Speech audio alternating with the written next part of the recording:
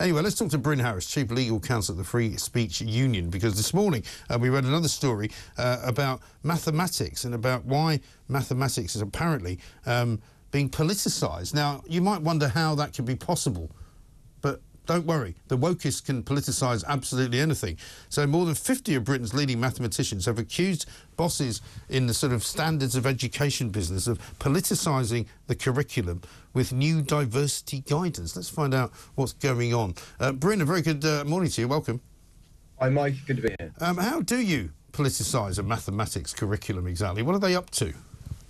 Well, with difficulty by the looks of it. So this is really sort of asking mathematicians to, consider what they say are the marginalised voices in the history of mathematics. Now, the response from these mathematicians is absolutely clear, and I endorse it wholly. They are saying, ignore this.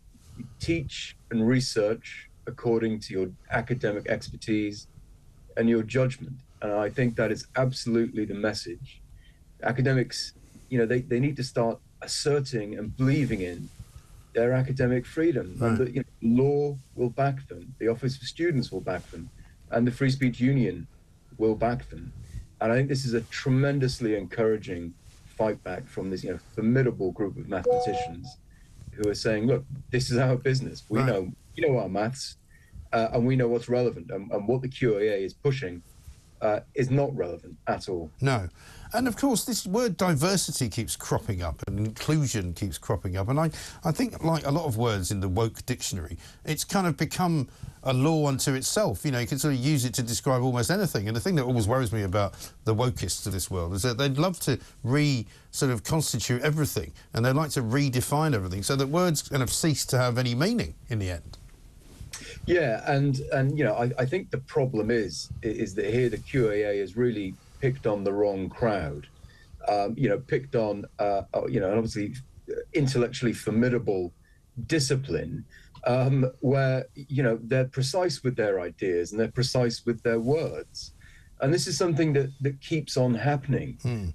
That institutions like the QAA, they try to boss around people who clearly aren't going to stand for it. And I think that the QAA and others need to realize they're not going to win these arguments when they go up against mathematicians, physicists, philosophers.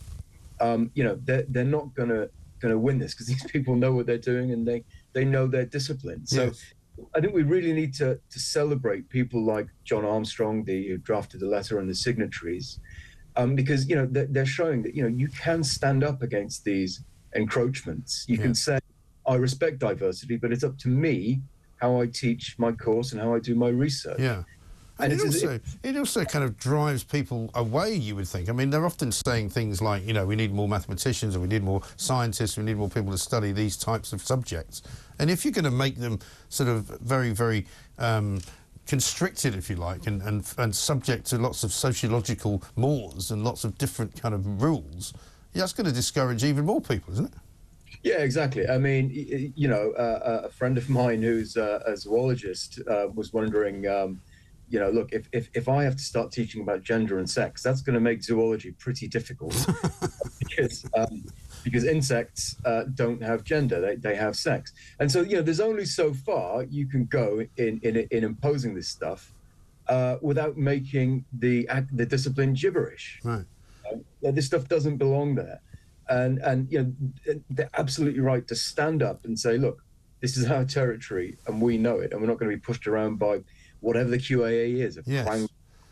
I mean, there's some very odd words being used. They noted, these maths professors, that the QAA did not recommend teaching, in their words, the universality of mathematical truth. I'm not really sure what that means. The use of statistics to disprove historical racial theories, or about the Jewish mathematicians persecuted by Nazis. I mean, where are they going with all that? Well, I mean, I think the basis is that, the people who have dominated disciplines like mathematics have been, historically the wrong people. They've not been diverse enough.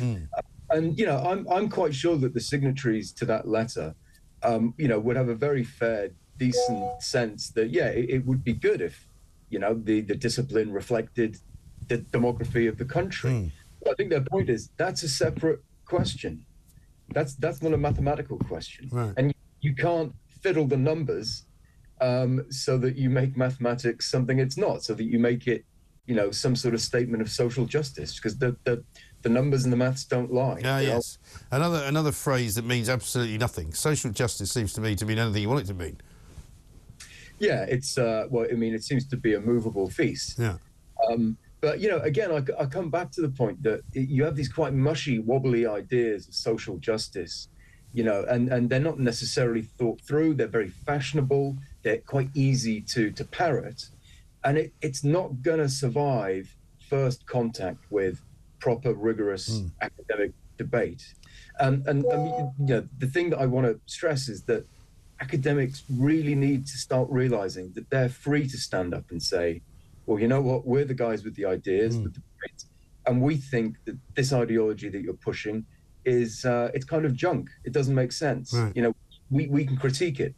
And I think it's, realizing that they have the freedom to do that, and they do. And I think a very encouraging thing, I'll just say, the Office for Students, which is the actual regulator of universities, is making really encouraging noises. There's a very good CEO, and she's absolutely sound, and she gets it with academic freedom. Yes, and it looks as though the Office for Students are saying that they no longer sort of work hand in glove with the QAA on regulating English universities. They actually kind of have split away from them, which is a good piece of news, I think. Absolutely. Yeah. And so, it's going to get better. There's going to be a director for academic freedom coming in. We think it's going to be Arif Ahmed. So there's increasing support. So if academics do stand up, they are going to get backing, I think. Yes, I think so. And perhaps then it will lead to a bit more of the sort of the deconstructing of much of the wokery going on in higher education generally, because, of course, a lot of people tell me that they are frightened to speak out in a lot of universities because they might be ostracised or they might be kind of punished in some way for having committed some kind of thought crime. Absolutely. And, the QAA has said that this is just guidance. There's no obligation to it. But I think there's certain dishonesty with that, because we all know that when you introduce something like this, it creates pressure and it creates fear. It would make any reasonable employee think, well, look, what's going to happen to me? What's going to happen to my career prospects if I don't go along with this? So it's reasonable for especially junior academics to think, well, maybe I've just got to go with the crowd. Yeah. So that's why I think the academics really need to know the protections that they have when they stand up. Not just the security in their own intellectual arguments, but also, the backing of the law and the backing of the regulator. Now, even though there are whole layers of middle management in universities churning this stuff out furiously, universities aren't run for the middle managers. It's about the academics and what they freely teach their students. That's what it's about. And it is actually meant to be about debate, and it is meant to be about the garnering of knowledge from all sorts of places. It's not meant to be about teaching a specific doctrine that nobody else can question, is it? Yeah, exactly. And I think as well, if we end up with a generation of students that's been taught that this stuff is uncontroversial, you don't need to argue it, you just need to consume it. These basic truths about sort of decolonization and white privilege or whatever, if they're taught that they don't need to, debate this, attack it, question it, there's a real danger we'll have a generation of students and ultimately a generation of judges, lawyers, MPs, civil servants, who haven't properly been equipped to be intellectually curious and intellectually cautious. And that's a huge danger to all of us. Yeah, absolutely right. Couldn't agree more. Bryn, good to talk to you. Thank you. Bryn Harris, Chief Legal Counsel at the Free Speech Union, on this latest woke nonsense about mathematics and how it should have diversity and inclusion at its heart. Well, sorry, that's not what mathematics is all about. Mathematics is all about hard sums and mathematics, and that's what you need to learn about. You need to learn about anything else, quite frankly. This is TalkTV.